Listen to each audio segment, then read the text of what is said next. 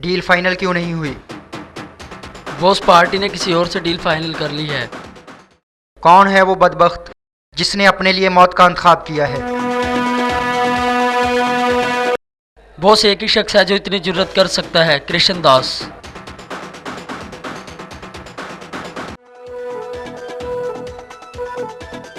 कृष्णदास।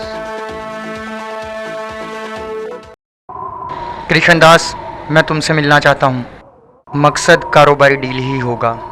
अगर तुम मुझसे कोई खौफ महसूस ना करो तो आज दोपहर इंपीरियल बिल्डिंग की छत पे चले आना। बेफिक्र रहो, मैं अकेला हूँगा। और तुम भी किसी को साथ लाने की हिमाकत मत करना, क्योंकि अभी बिल्डिंग कंस्ट्रक्शन का काम हो रहा है। ज़्यादा लोगों की भीड़ हमारे हक में बेहतर नहीं होगी। खैर अंदेश, साइमन डालमिया। बोलो डालमिया। यह बावर करवाने के लिए कि मैं सिर्फ वक्त ही बर्बाद नहीं करता।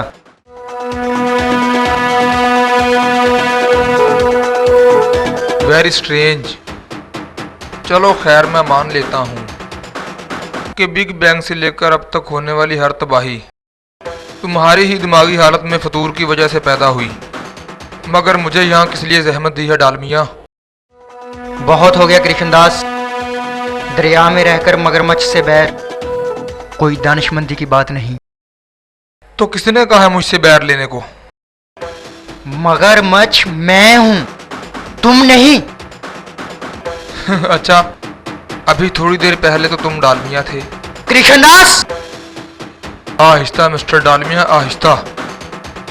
असला की सौदागरी में इतना बड़ा मुकाम रखने वाले डालमिया के पास बर्दाश्त की कुव्वत भी जरूरी है। मगर बर्दाश्त की भी एक हद होती है कृष्ण। वही तो मैं कह रहा हूं। इतने बड़े नाम के साथ इतनी छोटी हद जेब नहीं देती। चलो खैर, तुम चाहते क्या हो?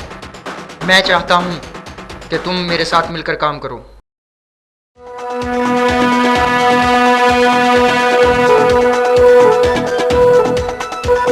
मिस्टर डालमिया, किसी का दस्ते रास्त बनकर जिंदगी गुजारना मेरा शेवा नहीं। कृष्णदास, बराबरी का ख्वाब देखने वाली आंखें सपनों समेत फोड़ देता हूं मैं।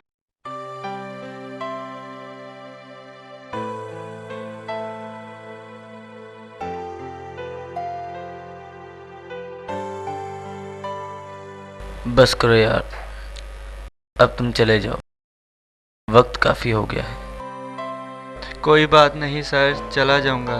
थोड़ी देर और दबा दूं आपको? मैंने तुम्हें कितनी बार मना किया है कि मुझे सर ना कहा करो। सिर्फ अली भाई ठीक है। मगर सर।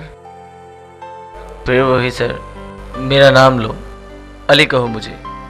सर, अली भाई। यार, ये दफ़ा सर तुम भूल नहीं सकते। नहीं सर, एहतराम के रिश्ते भूले नहीं जाते। भाई, मैं रिश्ता भूलने के लिए कब कह रहा हूँ? आज लफ्ज़ भूलूंगा तो कल रिश्ता भी भूल जाऊंगा।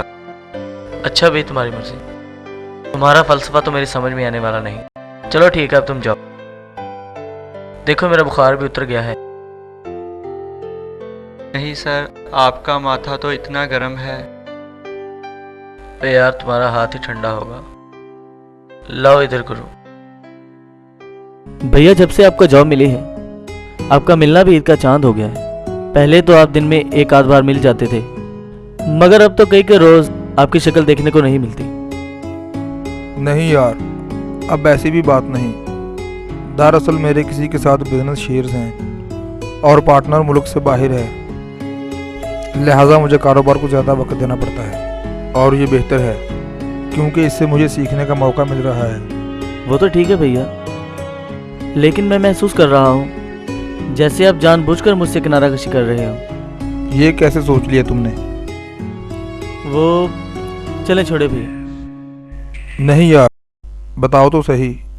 कल दोपहर आप एक बिल्डिंग से निकल रहे थे और मुझे महसूस हुआ जैसे आपने मुझे देखकर जानबूझकर ध्यान दूसरी तरफ कर लिया हो। मैं आपको आवाज़ देकर पूछने ही वाला था कि आप इस ज़ेरे तामीर बिल्डिंग में क्या कर रहे हो, मगर उसी वक्त एक और शख्स उस ज़ेरे तामीर बिल्डिंग से निकला जो शक्ल से ही जराए पेशा नज़र आ रहा था। उसी बिल्डिंग के सौदे की बात करने गया था मैं वहाँ, मगर तुम वहाँ क्या कर रहे थे?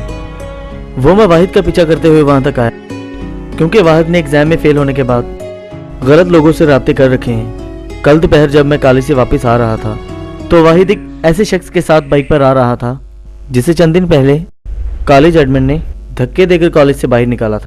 मैंने सोचा कि देखूं वाहिद को इस शख्स से क्या काम है, मगर जो ही बिल्डिंग के करीब आकर मेरी नज़र आप पर पड़ी, वाहिद और वो शख्स गायब हो गए। मैंने आपको आवाज़ भी दी, मगर आपने सुनी अनसुनी कर दी। तो ये बात है। अच्छा, अब तुम जाओ, अपनी पढ़ाई पर ध्यान दो, और ये बिला मकसद की जासूसी अच्छी बात नहीं। ओके भैया। Take care.